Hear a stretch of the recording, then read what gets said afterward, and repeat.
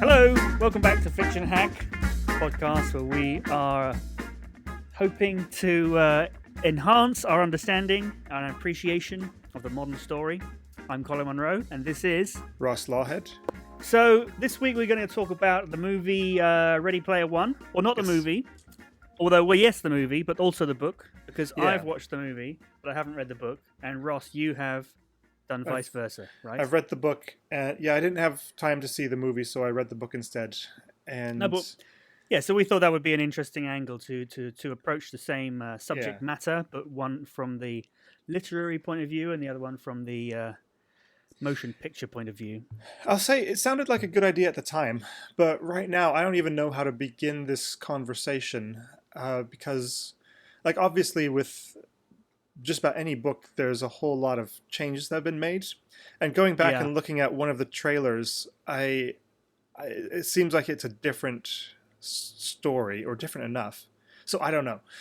So I don't know if we start talking about the movie first or start talking about the book first. Because I was really impressed with the book. Like, I don't know what I was expecting, but it was a good read. It really drew me in.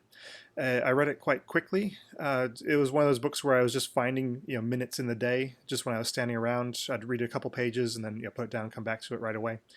Mm-hmm. So that was great. And then the character really developed. I had a real appreciation for the author, Ernest Cline. He totally knows his stuff. It was paced really well. There was an emotional depth to it and a good payoff. And what about then the references to all of the? I mean, they're there. Yeah, they're there. I mean, you don't see anything obviously being in the book, and even the character kind of we'll drop them in because it's written from the first person point of view. So it's all sort of I did this and I went and da da da da da. That's what first person means, and he'll talk about 80s culture and movies and video games and whatnot, and sometimes he'll just drop in a reference without having referenced it. Like there was a Ghostbusters one early on, and so if you know Ghostbusters as well as he does, then you pick it up. If not, then you just kind of glaze over it. So it never got really overwhelming, I felt, and it never got in the way of the story, although the story was about that. It's definitely like that in the movie too, because I'm sure there's tons of references that I didn't pick up on, because it references so many movies and TV shows, but also computer games and things too. And there's a lot of stuff in there that must have been referencing something, but I wasn't sure exactly what. Yeah. All right. Well, why don't you tell me? Okay, so actually, let's say up front. Like, this will be total spoilers for both book and movie. Okay, yeah. So if you're intending to see or read either of them, then do that. Pause the podcast now. Go watch the movie or read the book or both. Whichever you haven't done. Then come back and unpause. Yeah, unpause. We'll still be here. Okay, so all right. With that said, why don't you tell me what happens in the movie? What's the plot? Okay, so there's the main guy. We'll call him Parsifal. He's got a real name as well. Well, so before we talk about the main character, let's talk about the world. It's just normal for everyone to be in this virtual reality world most of the time. Okay, so the Oasis is a virtual reality world that everyone logs onto. Yeah. I mean, maybe not everyone, but it's just normal for most people to spend. It's like watching TV. Like, a lot of people spend several hours a day watching TV. Well, in this world, a lot of people spend several hours or more a day in the Oasis, and maybe they only log off to eat and go to the toilet. So he's one of these people. So it was created by these two guys. Halliday is one of them, and Ogden Morrow is the other one. Ogden Morrow is more of like the business guy. Halliday is the more the creative mind behind it. So and he died, and when he died, he put in this challenge to unlock these 3 Easter eggs in order to the person who unlocked the 3 Easter eggs would win his shares in the company and therefore control of the Oasis. Well, yeah, then there's lots of people who are trying to do this. and including this massive organization, this massive company called IOI that is trying to. They're kind of a competitor, I think, and they're trying to. They've got loads of people working on unlocking the Easter egg, so that they Mhm. can win shares, so that they can then monetize it. But there's lots of other people trying to unlock it as well. They call them egg hunters Yeah, or gunters for Gunters. short. Hmm. Yeah. So Wade or Parsifal is he's a gunter basically. So yeah, spoiler alert, he's the one who ends up finding it, and it's his story of how he does that.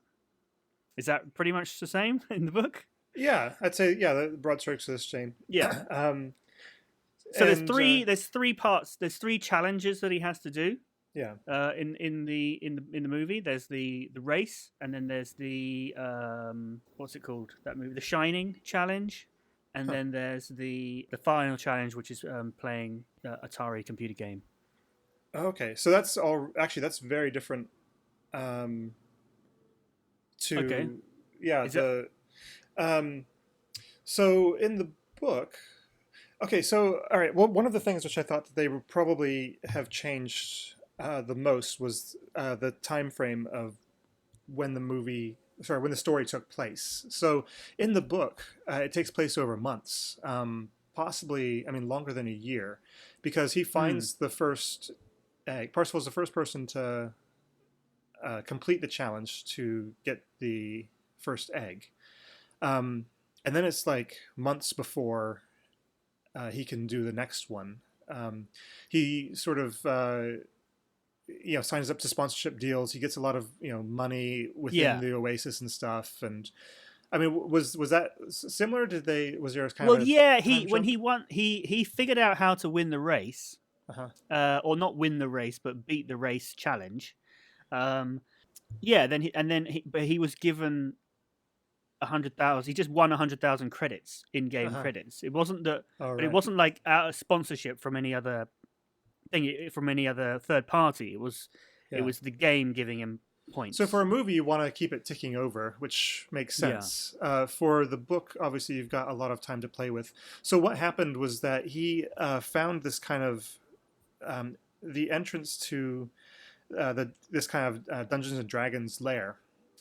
He found out was on the school planet where he was at school. So he didn't have any money to be going off to all these distant planets because it took in-game credits to travel within the Oasis. But it's it was hooked up to the school system, so everybody would log on to go to school. Mm. And so all the schools were on basically a kind of virtual planet. And he found out that the first egg was hidden, or the first challenge to get the egg was hidden actually on the school planet. So So kids one don't go day, to school; they just log on to the virtual reality thing, yeah, and it's a virtual mm, classroom sort of thing. yeah, In the book, it's more. I mean, it's less like kind of TV, less entertainment. It's more like just kind of Facebook and an allegory just for being online. It's like everything that you do online now happens in one place. So all the texts you send, all of the videos you watch, all of the phone calls you make, all of this schooling that you do, is in the Oasis. It's right. It's all just through that one device. So the Oasis is yeah, kind of like the internet, it's and yeah, it's more it's like virtual reality. an alternate reality than a virtual reality because Yeah. it is kind of where a lot of stuff is just basically everything is happening, and then everybody just kind of sits in their trailers and logs on to the Oasis and does whatever they normally do. Um, so yeah, he kind of defeats this dungeon. It's very Dungeons and Dragons heavy. The book is, which I was Okay. surprised at, which is a big part of '80s culture, of course. But It is. Yeah. it's less kind of movies and arcade games. Although they do talk a lot about the movies and arcade games, and those are quite pivotal to later scenes. But this one, yeah, Yeah, because he the completes movie is this definitely dungeon. not very Dungeons and Dragonsy. Really? Maybe a little bit. But because now, would there be, obviously with the movie? There's a whole load of copyright issues. Um, would that apply to Dungeons and Yeah. Dragons as well? I guess it would, wouldn't it? Yeah, absolutely would. They would have Yeah. had to for a movie. They would have had to go and get all those permissions from all the property holders Yeah. to feature in the movie. In the book, I think he just kind of got away with it. I mean, you're supposed to do that in a book as well, and they used to be really rigorous with it, but I guess they just figured there's just so much in this one, they'd just publish it and see what happened. And also, um, also, there's like so many infringements that if one of them sued and was successful, then all the others would sue as well, and they'd all get such a tiny slice of the pie that yeah, it's no, I not think that's hardly right. worth it. I mean, it's a larger pie now that there's a movie made out of it, Yeah, of yeah, course. that's But true. then the movie does glorify it all in such a way that it's. I think a lot of these properties have benefited from some of the attention that has come onto them, and Dungeons and Dragons has had kind of a resurgence recently, so I think they're happy for the publicity and all that kind of stuff. Yeah. But it's, I mean, there are, I guess, thinking about it now, he completes this dungeon and he knows where the traps are. He knows he's able to get through it with his puny avatar that's like level 3 or something like that. And then he meets this kind of big bad guy boss who challenges him to an arcade game. And then they play an arcade game. It's Joust, which is a very kind of old arcade game. And so, yeah, you've got this kind of big dungeon lord breathing fire sort of person sort of crouched, huddled around this little arcade machine with this other guy playing this Joust game. And because Parsival, the main character, is so into the 80s lore, he's lived it, he's breathed it, because he wants to complete these challenges, and have the hope of, winning the Oasis, essentially.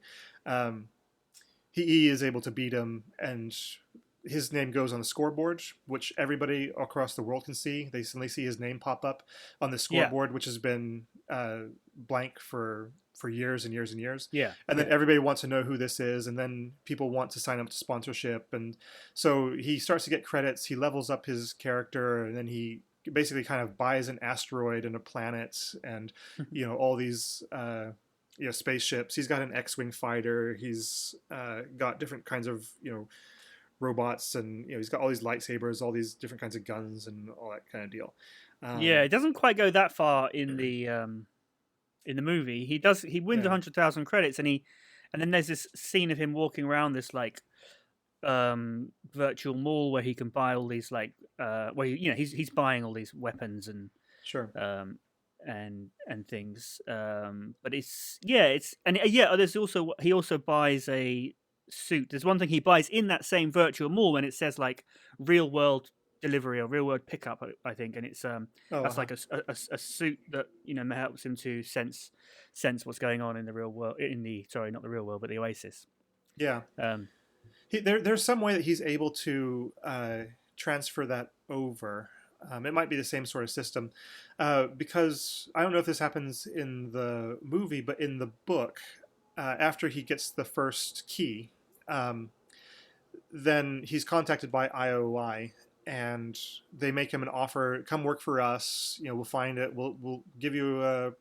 So he's contacted within that because that happens in the game. Oh, sorry, in the movie. In the movie, yeah, we'll give you in the game. Yeah, it will give you a job, a salary. You'll work for us. You'll help. But us they don't find know the who next he is. keys. They don't know his real world identity at that point, right? They contact him. Well, no, they the do. Game. This is the thing. They don't tell him. In the movie they don't. In the movie they don't. Well, in the book they do, and this is important because they blow up his house, his trailer. Yeah, that happens in the movie. Yeah, so then he goes on the run. They don't know that he's not dead. But yeah, then he's, like a few weeks on the run. He rents this apartment, and then he has to kit it out and with all this special equipment. And he's there in that apartment with his high-tech kit trying to find the next Easter egg. But I would have imagined they would change that for the film. Does he get his own apartment in the film? No, he never does. He only ever. It's kind of weird. Like he lives in a trailer, in a place called the Stacks, where all these like trailers are like stacked on top of each other.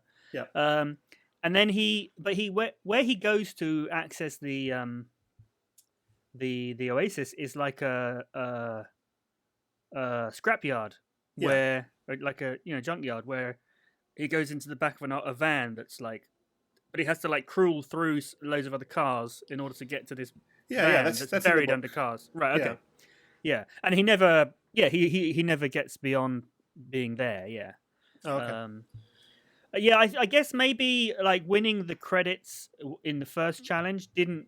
Although he's able to buy certain things in the game that then had a real that he could then pick up in real life.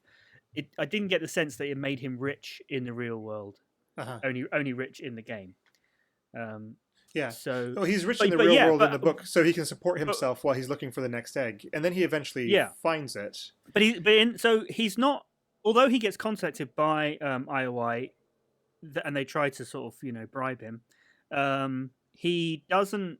They don't know who is his real identity, Hmm. or who he is and where he lives and things until because there's this sort of, we haven't really talked about Artemis yet. Right. She's also looking for the challenge. And I think she's kind of like quite famous within the game. Yeah. And he meets her when they're doing the race in the first challenge, and Okay. then he sort of like falls in love with her, and when they're sort of working together on the second challenge, and he tells her his real name because Uh-huh. he wants to meet up in real life, and then um and somebody's like spying on them, somebody from IOI, uh and they hear the real name, and then they figure out, okay, his real name's Wade, and they look at who's ordered that suit thing that he ordered in the real world, and they're able Uh-huh. to cross-reference anyone called Wade who's ordered that recently, and figure out where he lives. Yeah. Um, In the book, but they look at his school records, and they find yeah, out his address is essentially. okay, Um, yeah, his school didn't come into it at all in the movie. yeah, that's interesting. Um, and then after that, he hacks basically the official record system, and he creates a new identity for himself that he Mm. can transfer the funds to, and all that kind of thing. Um, so that's in the book. I mean, I think they call it level, but essentially it's broken up into 3 acts, and so each Yeah, challenge is essentially an act of the story. And I was really impressed with how far the author pushed the character in the third act, because instead of keeping him online and doing stuff within the game, or hacking, the character actually, I mean, he still hasn't officially joined up with anybody to help try find the yeah, Easter egg. He's still yeah. They doing make a it thing of that. solo. They make a thing about that he doesn't plan up. Okay. They say, yeah. Yeah, yeah. I mean, even with Artemis and the other, like H and all that, Hmm. that's very late that happens. But he actually, with his new identity, he breaks into the IOI. He actually hacks the organization, in that he makes himself a position there. Oh no, wait, sorry. He allows himself to get arrested by them for being in debt on his credit card. They come into his apartment, they break his wall down and drag him out of it. And then they're basically like, well, you work for us until you pay off your debt, which is essentially never, because they charge you for food, they charge you interest, and Yeah, all that kind of deal. But when he's there, he's managed to have bought some information which allows him to kind of get a back door into the computer system just through any sort of terminal, and through his TV in his little sort of micro apartment. He's able to, at night, hack into the IOI system, download a whole bunch of information, and then kind of go out with all this information, just physically himself. And it takes a huge emotional toll on him. And it was for a book that's all about kind of virtual stuff happening. It was actually kind of a relief to see some real world kind of cost and effort being put into kind of winning this virtual prize, essentially. And then yeah. they're all picked up by Og, and then they complete the final quest at his place in Portland, or wherever he is. Okay, so that's totally different. Although some of those elements are in the movie, but they've Hmm. just been changed a little bit. So, Yeah. um, the girl Artemis, who he sort of falls in love with, her backstory is that her dad was in a lot of debt and went into one of these loyalty centers, they call them, where Hmm. they where they live and work in the game for IOI, work in the Oasis for IOI, but they're like prisoners, and yeah, they can't. They don't really get to pay off their debt because Right. yeah, like the reasons you said. And then he eventually actually died in the loyalty center, and Oh, okay. then so she's sort of on the run and very anti IOI, Uh-huh. and she's known to IOI, but she doesn't. And she's well aware of the danger of it. You Hmm. know, because IOI is kind of like a corporation, but also kind of a cult, and you know what I mean. It's got Yeah. like that feel to it, and she's very anti the cult, I suppose, because of Yeah, that in the book, it's all those reasons. business. It's kind of like Okay. if the Oasis is Facebook, then IOI is like Walmart. They're kind of everything in the real world, whereas the Oasis is everything online. Yeah. So she ends up getting captured, but she sort of sacrifices herself. You see, they're after Wade. So they're together. He goes to visit her. Yeah. So then the IOI guys come in to try and find Wade. She lets him out, and then lets them capture her in order to sort of slow them down. Hmm. And then she gets put in a loyalty center. Then they use the fact that she's there to sort of help them hack into, well, to beat IOI in the end. Now, Yeah. one thing they do is that the main guy Sorrento, he's got this big office and a big rig for going into the Oasis, and he's written his password down on a post-it note and stuck it onto the side of the chair. Okay. And when they contact him, when they contact Parsival, he kind of virtual realities into. They like laser project him in the real world, even though he's in the game. Does that make sense? Okay. Yeah. Yeah. So Parsival's character is walking around this guy's real office, and he gets to see his whole office in the real world, and Uh-huh. he sees his password and remembers it. Okay. So then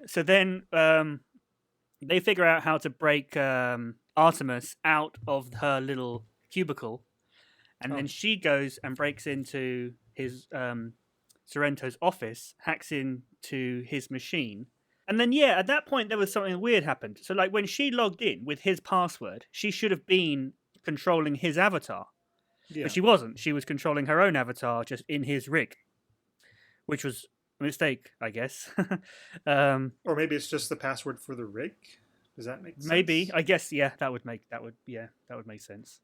Um, yeah, so then, and what they do, so what the IOI do is once it gets onto the third challenge, they set up this massive force field around the planet where the third Yeah. challenge is supposed to happen.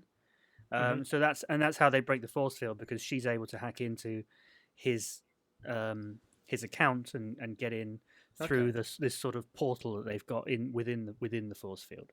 Um, That's very different. Because in the books, the thing about Sorrento isn't that he's got any sort of special equipment. It's that he's got this like whole team behind him.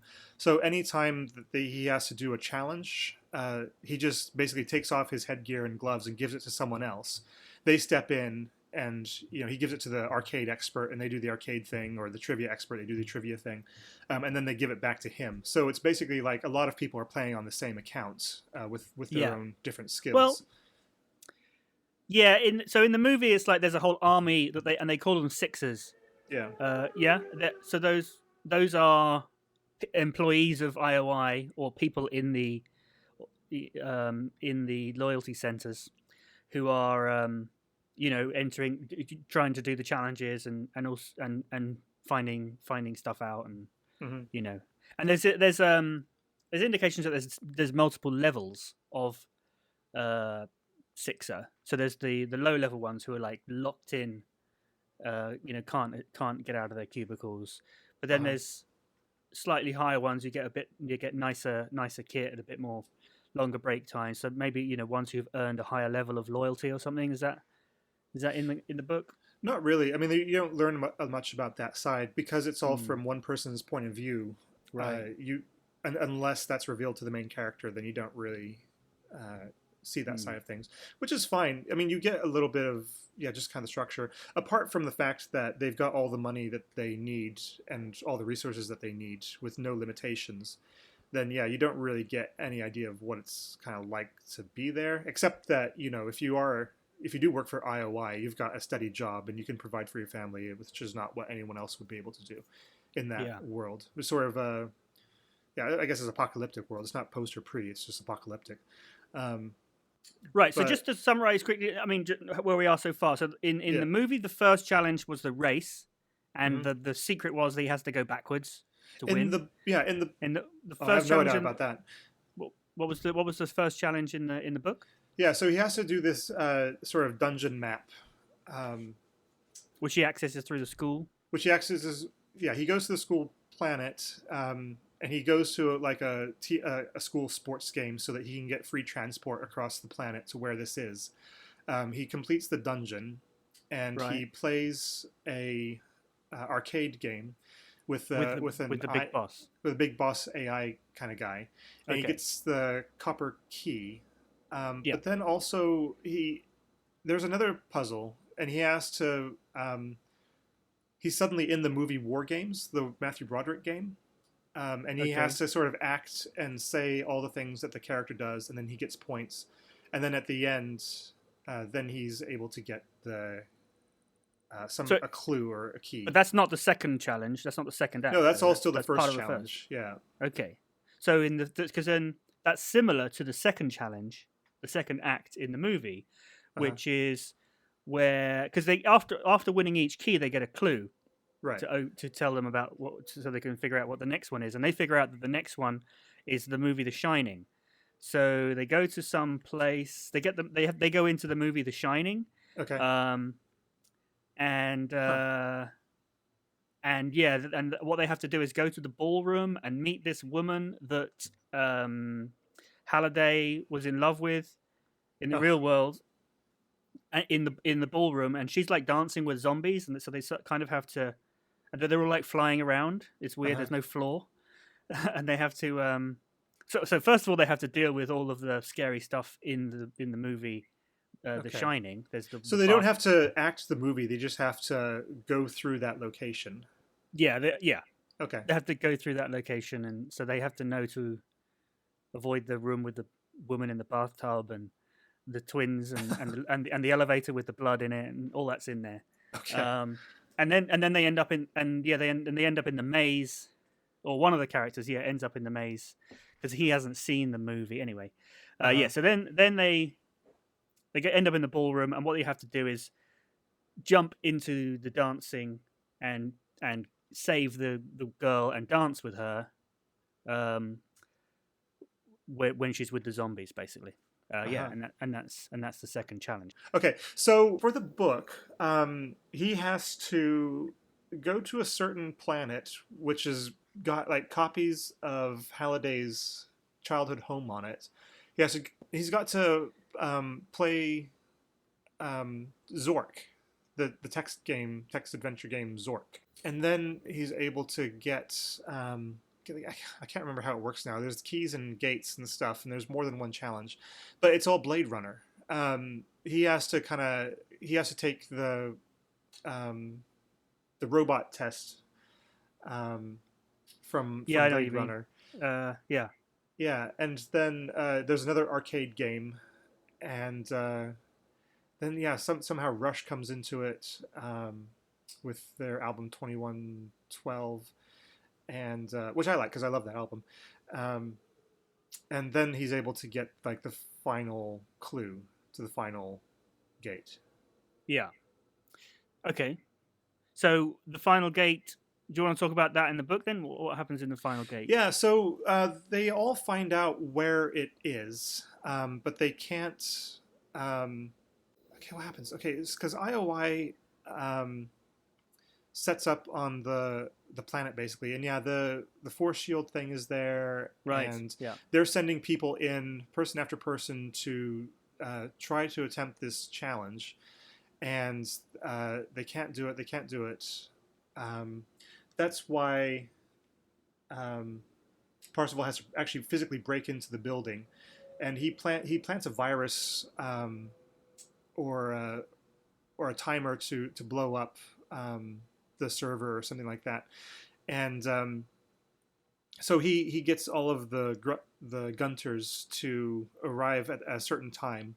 Yeah. At one point, he's got a giant robot Leopardon from some Japanese Spider-Man TV show ripoff, which I knew from Okay. already that they weren't able to get the rights to that. So I think they did Iron Giant for the movie, Yeah. who's mentioned in the book, but it's kind of like, well, yeah, Iron Giant isn't that great of a giant robot compared to other giant No, robots. I don't know much So about the Iron Giant. But wasn't he more like a pacifist character? He was like a gentle giant. He wouldn't have like hurt the anyone Iron in the. Giant, yeah, the whole thing about the Iron Giant, the movie, is that like they design this living weapon, and he realizes through the course of the movie that he doesn't want to be a weapon. It's like, I'm not a Right. Yeah. gun is a very important thing. So So yeah, it was strange that then he ends up getting used basically as a weapon. as a He gun, only you see him referenced early on, but hmm he doesn't actually get used until the big battle. right? Um. So yeah, I that guess was. that's. I mean, he must be DreamWorks because that's Spielberg's Mm, company. So that maybe they didn't have any other, or they felt yeah. that was the best option. Um, in any case, yeah. So they have this kind of big fight, and it's been revealed throughout the course of the book that there are certain artifacts which are unique in the Oasis, which have amazing powers, and there's only one of them. And one of the artifacts is the Force Shield, and another one is this thing which, if you detonate this bomb, it'll kill everybody on the planet essentially.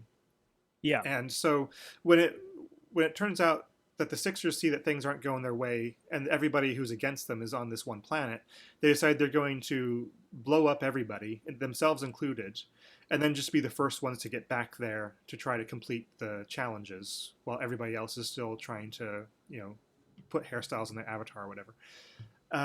However, during the course of the book, Parzival has completed Pac-Man at the recreation of the pizza place where Halliday used to work. He put this replica Mm, Pac-Man game. He goes to the end. He gets a perfect score, and then he essentially gets an extra life. There's this coin that pops off of the arcade game, and so when everybody else dies, he's the only one who's got an extra life. So he regenerates back where he was, which is where the open portal is, and so he steps into it, and then he recreates Monty Python and the Holy Grail. And oh really? because he knows it perfectly, then he gets the perfect score, and then he gets um, the final prize, which is the Oasis. So the avatar of Halliday appears to him, takes him to the special location. Everything is transferred over to him, and then he also gets the option to wipe out the Oasis. There's like a destruction Yeah. button, Yeah. which will kill That's it in the. all. Yeah. Yeah. So that's So in the movie in as the well. movie, in the movie, that scene.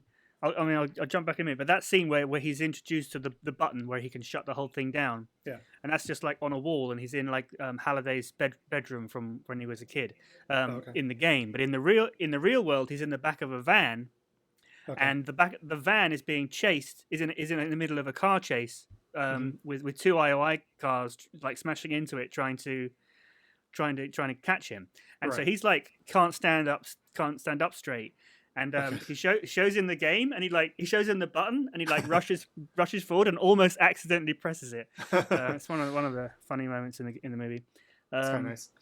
but yeah, there is another big reference to something that I'm not 100% familiar with. And when you mentioned some Japanese robot, I think that might have been it. I can think it's called the Leopardon or something. I can't from an Yeah. Japanese anime movie. Yeah, and so but that's not instead of the Iron Giant. That's as well as the Iron Giant. Hmm. It's one of the other characters, one of the other five main ones, Daito, I think, who has this robot as a character that he can play, but he can only play it I think he can only play it once, and it only lasts a limited amount of time. Okay. Um, Yeah, that's and he Parzival's robot. In okay, there's another. Well, wait. Okay, Shoto had Ultraman, who I mean, I'm not familiar with the Japanese. I mean, these are all kind of variations of the Power Rangers thing. It's just big Yeah, people in yeah, suits and all that. yeah, exactly. Um, Yeah, so yeah, Ultraman apparently was one of them, and Ultraman is the top of all of those. And I don't even think it's a robot. It's a button that you press and you turn into Ultraman for 3 minutes. And then you can do all sorts of damage. But then at the end of 3 minutes, it resets, and you can't use it again for like a day or a week or a month or something. yeah, it's something like that. Yeah. Yeah. So Um, um, mhm. is Shoto. was is show. So he's one of the. Hang on. So in the movie, there's Daito and Sho. Right. Okay. Have they merged the two or split the two characters? And Sho's like an 11-year-old kid, but he's Um, yeah. but nobody knows that outside of the game. I mean, Well, there's in the real world, Daito he's and a, Shoto. So yeah, there's set up to be 5 Gunters who are able to get the first challenge before the Sixers. So there's Parsifal. Artemis actually figured out where the first key was, but she wasn't able to complete the challenge before Parsifal got there. yeah. So although she's shown to be smarter, she's not as able with like computers as he is. Then there's H, who's been Wade's Hmm. friend all along. He's able to put together where the first key is based on what Parsifal has been doing. And Yep. then And there's one of the twists about H in the movie is that it's actually a girl. yeah, Is yeah, that that's in movie? the Yeah. yeah, that's in the book as well, and Okay. it's actually a nice moment. Yeah. Because yeah, she's gay, and they meet for the first time, and he doesn't know any of this. But yeah, he's instantly accepting, even though he's initially confused and a little bit angry. Then yeah, he gets on Yeah. board And with it, and it's because fun. there's a whole scene where H is trying to convince Parsifal not to trust Artemis and like Uh-huh. don't tell her who you are. And he's saying it could be a guy. It Right. could be in his mum's basement. And yeah, then later on we find out that Yeah, that's in the book as well. I hadn't put that together though. Yeah, it's a nice duality.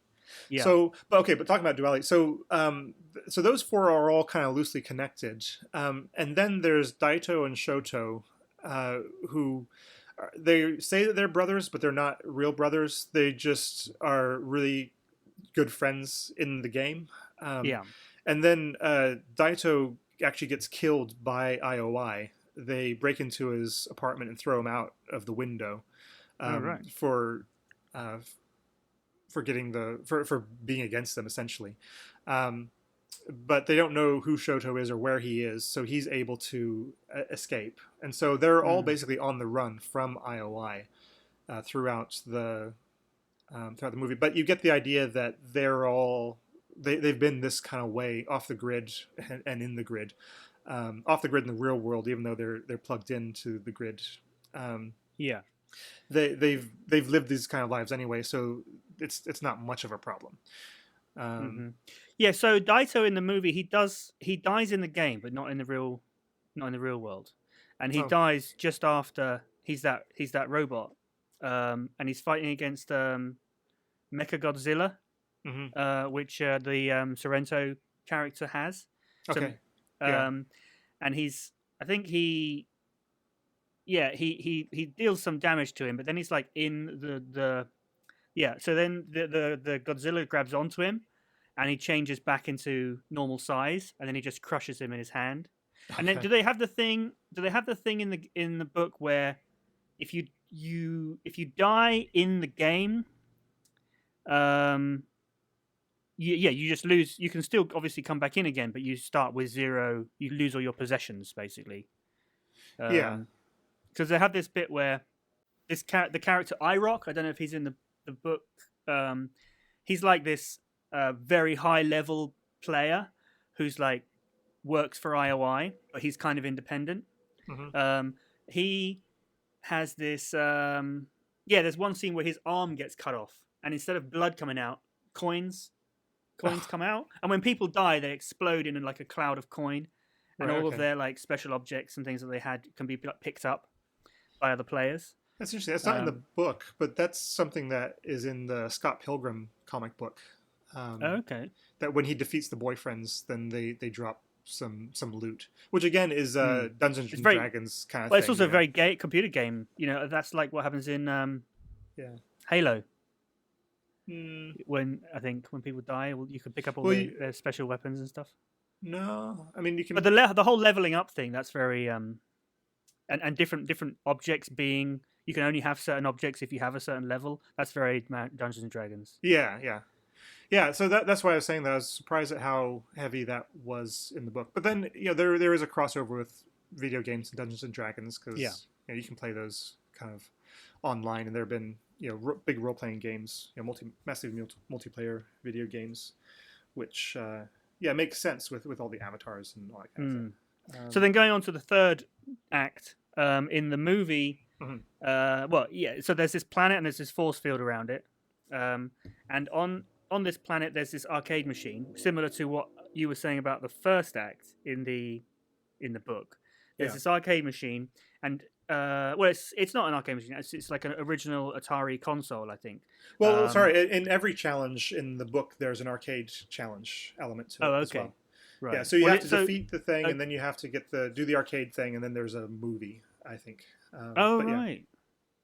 Okay, so there's like three parts to each Yeah, challenge, to each of the three acts in the book, right? So it's like but they've just taken and made each one of those three things the whole challenge in the movie, to simplify it, I guess. I think So- that probably works. So the pretty well. final one is, first of all, you've got to figure out which game to play, and then you have and the game that you have to play, I think it's called Adventure, and it was the first game to ever have an Easter egg, where the guy who wrote it put his name in. If you went and found an invisible dot in a room, in an invisible room where there was just a wall that was you could walk through, you could grab this dot, and then if you brought that dot back to the place where the game started, it would display his name on the screen. Yeah. So you have to, and so all these IOI guys, they're like lining up, they're forming this massive line to play the game, because there's only one person can do it at a time. And so they're playing all these other games and ruling out, no, it's not that game, it's not this game, not this game. They're doing this, and there's an indication that this is taking them several days or weeks to do this. And then in the real world, they've got all these experts like trying out the games and trying to figure out what they're supposed to do. And yeah, it's a similar thing. So there's that bomb that will kill everyone on the planet, but Olk had given Artemis an extra life.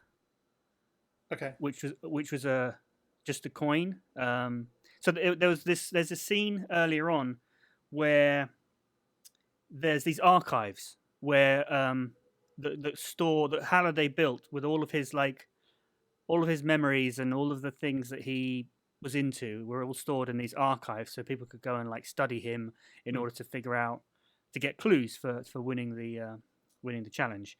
Yeah. So and then there's this guy in the archives who's like the curator. He's just he's like a robot. And I think you were saying something similar in the book, but yeah, he's actually controlled by Ogden Morrow. Okay. And he makes a bet. He says, "I bet you all my coins something is true." And then Artemis says this as a kind of a throwaway comment, and obviously then he wins the bet, and so then Ogden Morrow says, "Okay, you won the bet. Here's all my coin," and he gives him this one coin, and he's like, "Oh, don't worry about it. Don't worry. No, I insist." And he's like, "Okay," so he just grabs it, But what he doesn't realize later on is that extra coin was actually an extra life, even though it looks like a quarter. It says extra life on it. So he's on this planet, and he's about to win the challenge when Sorrento comes. Wait, did you say this is Artemis, or was it Parzival who got the coin? Sorry, yeah, I meant Parzival. Yeah. Okay. Yeah, but he's with Parzival. He's with Artemis at the time. Sure. Yeah, but yeah. So Parzival gets the coin. He's on the planet. He's about to, get to the machine to play the final challenge when Sorrento comes along, and he's trying to kill him, and then he ends up setting off the bomb that kills everyone on the planet. But then Parzival comes back to life. and then there's nothing stopping him from winning the challenge. And it's like live streamed, so everyone's like watching him doing it on Right. Yeah. Yeah. all around the world, and he's explaining the story about the game and why you don't just have to win the game, because that's what all of the Sixers were trying to do. They were trying to like beat these games and get to the end. And in fact, there's one guy there. They get to the front of the queue, and there's like one more Sixer there. He's just about to. He's playing the game, which is the right game, and I think it's a show. He's like, shall I kill it? Shall I kill him or something? He's like, no. He's trying to win the game. He's not doing it right. So they just let him. He wins the game, and he thinks he's won the whole challenge, but then he doesn't. He falls through the ice. Oh. And so what is the point? If it's not about winning the game, what's it about? Well, it's about finding the Easter egg in the game, which is the first Easter egg that was ever in a computer game. Okay, yeah, I mean that's common knowledge in the book, like because being the first Easter egg ever made, everybody kind of knows about that already. I think he still has to find it at the end. But it's more kind of in the book it's more kind of, I guess, a little more conventional, although it still works. Is that it's about being genuine and sort of true to your calling, I guess, or your star, or whatever it is, and also he finds love and friendship along the way and all that kind of stuff. Whereas the other guys are just doing it for the money. That's more kind of the moral, if you want to do it like that. Yeah. So one thing I did want to say about the movie, is that in one sense, it's really great that Spielberg directed it, because he not only is he a great director, but he was also someone who was obviously very influential in the 80s. And he's a part of the lore. Right. And I think that is actually not such a good thing. The fact that he was part of it. I think it would have. First of all, I think it was a great movie, and it's definitely worth watching. I just wonder whether it could have been even better if, instead of Spielberg directing it as someone who was, because he obviously had a very unique perspective on that era as someone who was creating this stuff, whereas it's from the point of view of someone of more normal, an audience member who would have grown up with that stuff. Yeah, and I don't think he had the right perspective on that to do that. I was thinking, imagine if somebody like Edgar Wright directed it. Who we know from he grew up in that era. He'd have been a kid in the 80s, and he would have watched all those movies and all that and played all those games and all that stuff. And we know that he's brilliant at kind of putting in Easter eggs and little references to stuff from space and things. And just something like things like the music was done by Alan Silvestri, who did music to like Back to the Future, and loads of stuff like that. And there's definitely references. There's definitely bits where the music is the music from Back to the Future. Yeah. There's one of the items is called a Zemeckis cube, which is basically a Rubik's cube. Okay. But when you finish it, it sets the time back like 30 seconds. Okay. And they use it to escape from some Sixers at one point. And when they do that, it like the music is Back to the Future music when he goes back in time, which is cool little reference and stuff. But it was just that. It was like, I feel like by getting Alan Silvestri and having Spielberg do it, it made them limit what they could reference to the things that they were involved in. Right, Although obviously outside of the rights issues, I feel like the I hear what you're saying. So and the music you want someone heavy. Who's more like who's an outsider, who fetishizes the 80s instead of someone who was a part of the 80s. Because if you're part of the 80s, then it wasn't that big of a deal, I imagine. But for someone who is that culture. Even like a J.J. Abrams probably would have done a better job, because he's obviously, is a throwback himself. And you want a throwback instead of the real article, as it were. I don't disagree. I think, not having seen the movie, I was wondering, like, how we would kind of sum this up, and I was wondering, like, if I could convince you to read the book, or you could convince me to see the movie. I think I would be interested in seeing the movie right now because it does sound different enough, and I would like to see some of this played out on screen. Because reading the book, I was like, well, this is it looks, I don't know, it still might be a better book than a movie, um, but yeah, I am a little bit curious, I guess, because yeah, there are so many limitations with a movie that you just can't do. But then there's so many opportunities to reference movies and games and things. Yeah, well, you get a different thrill by actually seeing the DeLorean instead of like seeing it written out. I've got a DeLorean, like from Back to the Future. That's not the same as seeing somebody hop out of it. Yeah, exactly. Yeah. So what have we learned here today? Well, that's my main thing. I think the movie is great, and it's great that it's directed by Spielberg. I just think it could have been better if they let it go to someone who, as you said, was of that era and fetishized that era. Who had a passion for it, maybe, because who could really kind of go after these properties from the other side, from the audience side of it. Yeah, sure. Yeah, no, I think you're right. Yeah, I guess I need to see the movie now and then see. I do think it's worth watching. It's really good. It's good. Yeah. But, yeah, I just because it's interesting because we're getting a whole bunch of, because this is something our culture is really intent on for some reason. I don't really know why, but looking back on itself, and maybe it's just the twist has come that all these big companies decide that they can make money and make a lot of money off of nostalgia. And so, people like you and me who did grow up in the 80s to a degree, we're being sold again and again. Here's more Star Wars. Here's more Star Trek. Here's more this. Here's more that. And, I mean, you're still getting new stuff. Well, the 80s was already being rehashed, wasn't it? Well, because Next Gen started late 80s. And I guess. I mean, it's always been a tendency, but like it just seems almost crushing right now, the amount of kind of reboots we got.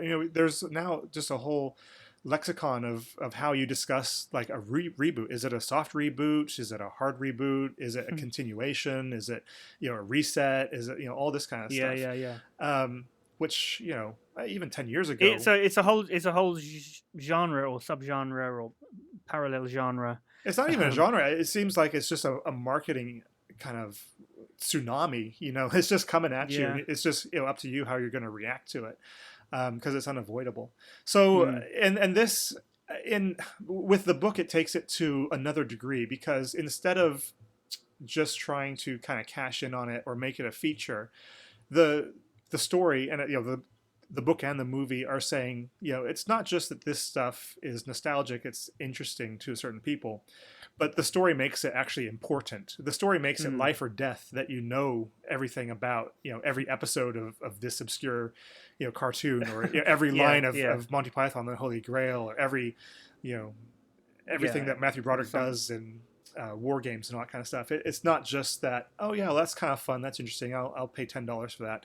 It's like, no, you need to know this, otherwise other people are going to take over the world, which is fine for fiction, but I wonder what that's kind of saying about us as a culture, as a species, or whatever. Well, there are people they're out there who do consider all that kind of trivial knowledge really, really important, for sure, and it's part of their identity. I mean, you remember when we and one of them wrote this book. Yeah. I mean, I won't mention any names, but like, do you remember when we used to do that film quiz, and there was that guy who was just like amazing? He just like, his knowledge of films was just incredible. Oh, I hated it when he showed up, because he always showed up late. He always asked for the first 5 questions again, and because he was mates with the guy who was running it, Simon, then he always got those questions, and then we're like, well, let's just put our pencils down and go home now. And we always used to work together, and everyone was in like teams of 5, and he'd just turn up and do it on his own.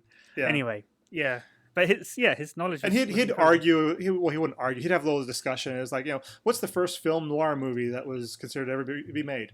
And then he would have a little side discussion. And it's like, well, yeah, are we considering Swedish film right now, or are we just talking about Hollywood? And it'd be like, so he already knows the answer, and he's going to have a little discussion about it. Yeah, it made me sick. But anyway, I know he's friends with you, but the best we could do is come. He was a good guy. He's a good guy, though. I mean, he's actually gone on to do some. This was years ago we're talking about, but he does some writing for a film website now, and he's interviewed some quite big people in the industry. So well, he's a good guy. If I track him down, maybe we'll get him on the show one day. So okay, another thing I want to talk about. I know we've gone on quite a long time. We have, yeah. But so do you think that the real world is not the real world in the movie, the real world in reality? Do you think the real world is heading that way? Do you think that we are about, because virtual reality, is becoming more of a thing now, and it's becoming even, more and more of a thing. So do you think that 20 years from now, everyone will spend 4 or 5 hours a day in some virtual reality world? I think people do that now. Like, it's not a virtual reality. But will it be normal? Those people are still geeks and nerds. Will it be the norm for people to not really care that they don't have a very high quality of life in the real world, because they can spend 6 hours a day in a virtual reality world where they do have a high quality of life? That's what I'm saying. I think it's happening now. I think that tendency is there, and I think, and this is why I think it worked better in the book. This idea of the Oasis, because it wasn't just a video game. It was where you did your shopping. It's where you talked to your friends. It's where you went to school. It's where you just go when you're not here. And so anyone who's already on their phone streaming Instagram or doing Facebook or doing all that kind of stuff, they're in the Oasis, and they've logged off of the real world. So I think that the analog, that analogy, holds up. And I think that the tendency is that we'll get more sophisticated at it, and have more of a hold on us. And the real world will continue kind of going the way it is now, with climate change and people, abject, a lot of poverty, even in the developed world. So yeah, I'd say even. But yeah, and it's pretty far out. Even in poor countries where there's people living on the streets and stuff. They all have mobile phones because the phone companies and companies like Google and things, they want them to have that so that they can show them ads. And the phones have become cheap now, that it's worth the companies giving them those things just so that they can show them ads, even though they don't have a lot of disposable income. They've got enough. I'm sure they're charging them something for that, because why wouldn't you? But they charge them something, but really the true value for them is all the in-app purchases and the and just being able to show them ads. Yeah. So I think it is kind of happening now. But that said, like I was reading an article in the Guardian just a couple days ago, which was all about all of the current teenagers right now, who have either walked away from social media or said that they're never going to join into social media, because they see it as something that their parents do. No, not even that. But the kids can see the hold that it has on their classmates and their friends. And they're saying, like, I don't want any part of this. I'm just stopping before I get hooked. So they're seeing it almost as like a drug, which, good for them, because it is. I think, I'd be surprised if you hadn't, but I think we all come to points in our lives where we're like, look, I'm just on this too much. I've got to step away a little bit. I think I've deactivated my Facebook account maybe 5 times in my life, and it's been good for me, even though it hasn't stuck. Yeah, really. I've never got to that point where I kind of decide to go cold turkey or anything, but I don't go on Facebook very much anymore. Yeah. I mean, for myself, like I've got an obsessive nature, like a slight obsessive nature to my personality, and so it's helpful in things like I'll write a book for a year or 3 years if that's what it takes to pursue that. But then on the other hand, it will mean that I get sucked into video games and I'll obsess over Doctor Who lore and all that kind of stuff, which for the podcast is going to be a benefit, but. it also has that downside that I can waste an immense amount of time on certain things. So yeah, for myself, I've noticed that I do have to consciously push back on a lot of this kind of stuff, because at a certain time it does stop being helpful. But this is what I'm saying, is that I do have hope for the next generation.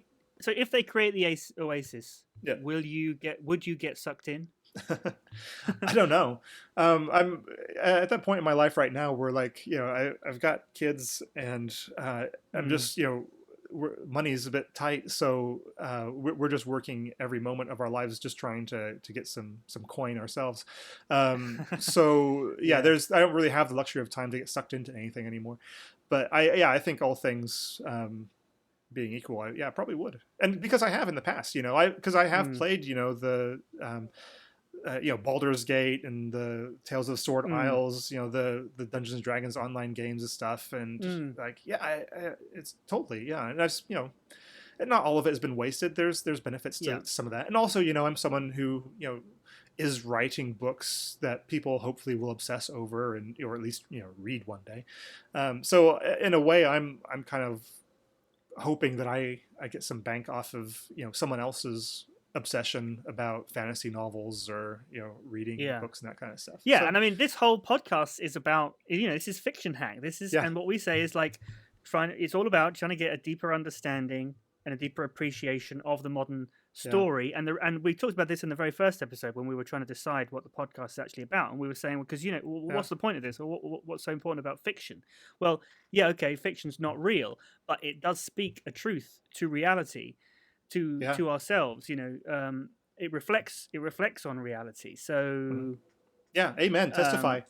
This is coming home a lot harder than I expected it to, because I guess, and there is a kind of a tension, especially if you work in a kind of the entertainment industry. It's, well, what's responsible? I think we were talking about this with Die Hard as well. What's too much? What's not enough? What's the actual message, and what are we saying here? So on the one hand, I feel like the Ready Player One book held up a really kind of accurate mirror to reality, even though of course by necessity it was a little bit warped just to kind of make its point. And one thing that's a shame is it will date very quickly, because they did mention years. They didn't just say at some point in the future. Well, I mean, we still read 1984 as so watch Back to the Future 2, even though the future in Back to the Future 2 still seems futuristic, yet it was 2015. Where have we got to with Where have we got to? It's a good story, but kind of a scary one. And I'm going to see the movie. Are you going to read the book? Maybe one day. Maybe. Probably not. Maybe. Might listen to the audiobook. Yeah. Could do. Yeah, I hear it's read by Will Wheaton. Right. Who's mentioned, because he's a part of 80s culture. He was Wesley and well. the Stand By Me kid and all that kind of stuff. So, maybe I'll listen to the audiobook as well if I come across it. But well done, Ernest Cline. Yeah, it's good show. All right, let's wrap up. So where can people find us? Well, our website is fictionhack.com with a hyphen. Fiction-hack. You pronounce that hyphen silently, but as long as you type it in, it's fiction-hack.com. Yep. And we're also on SoundCloud. All of our episodes are on SoundCloud. That's an easy listen. And you can find me on my blog. My website is rosslawhead.com/blog. And you can find me on Twitter, Colin_Munro. Yeah. No. Colin_Munro. Spelt the usual way. Yeah. The Scottish way, MUNRO. And you're on Twitter too, just Ross Lawhead. At Ross Lawhead. All one word. Yeah. And comment. The best way to comment on a particular episode is with the hashtag fictionhack. Yep. On Twitter, and we should see it. I don't think we've got time to check that today. No. We'll do it in 2 weeks. Yeah. Okay. It'll be a week for us in the real world, but in the Oasis time, it'll be 2 weeks. Yes. Okay. Well, have a good week. Okay. See you next time. We'll see you next time. Bye-bye.